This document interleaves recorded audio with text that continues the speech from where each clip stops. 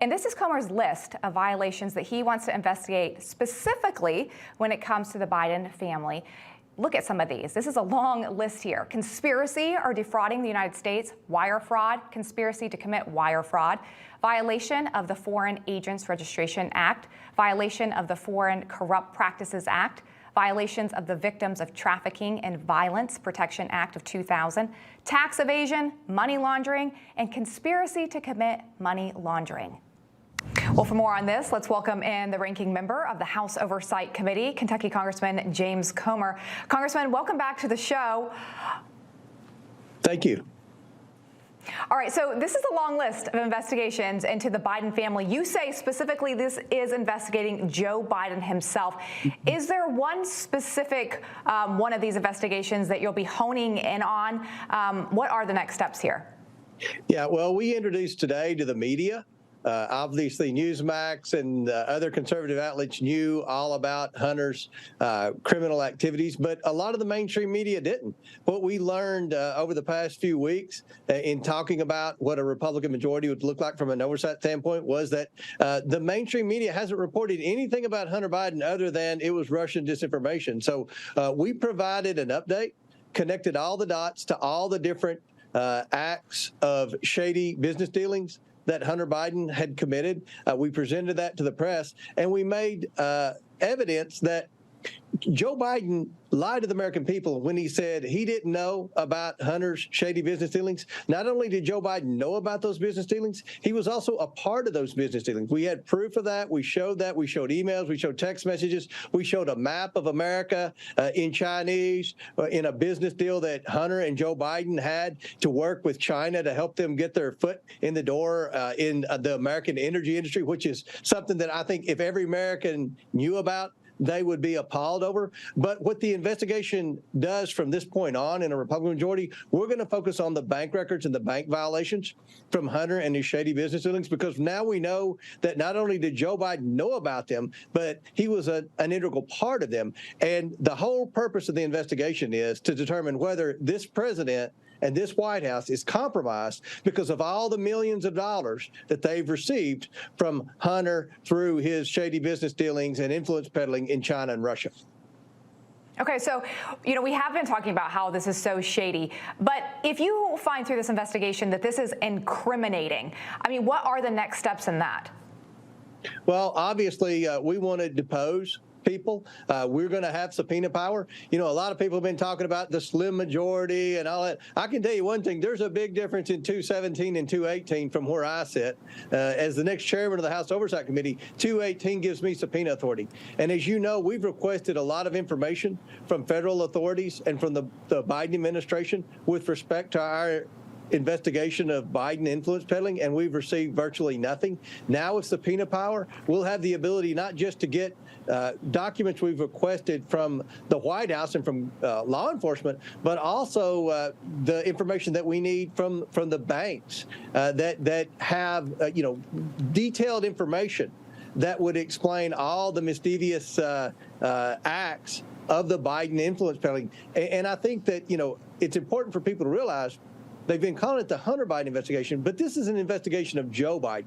And I think once the American people understand what all Hunter Biden was involved in and that Joe Biden not only knew about it, but he was a part of it, I think the American people will see this is something that needs to be a priority for the House Oversight Committee and the majority.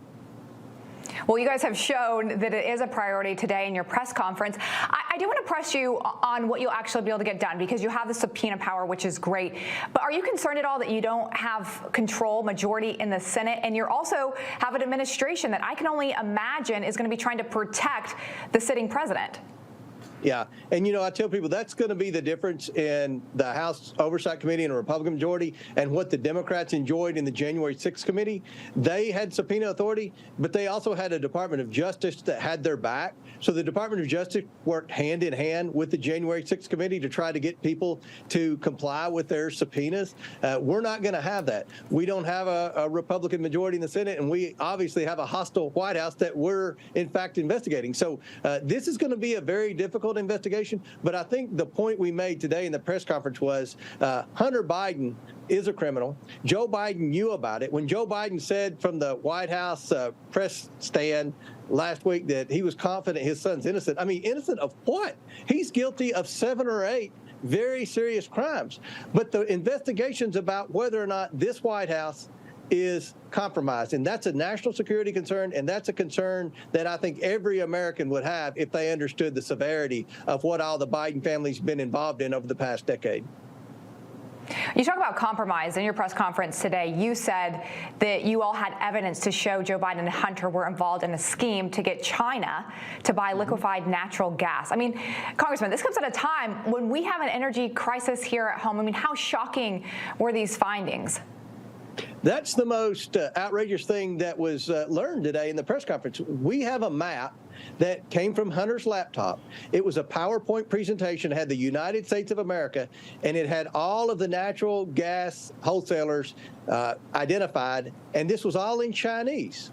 And this was Hunter's presentation to the Communist Chinese Party-backed energy company that was trying to not only buy American liquefied natural gas, they were also trying to get their foot in the door in the American natural gas industry by purchasing interest in the natural gas drillers. Now, think about this. At a time when every American's suffering because of high gas prices and high energy prices because of Joe Biden's disastrous policies, we now know that Joe Biden and his son Hunter were involved with the Chinese trying to help them take over our American energy industry. This is something every American needs to know about, and I think this might explain some of the terrible decisions that Joe Biden's made. You know, this is very serious.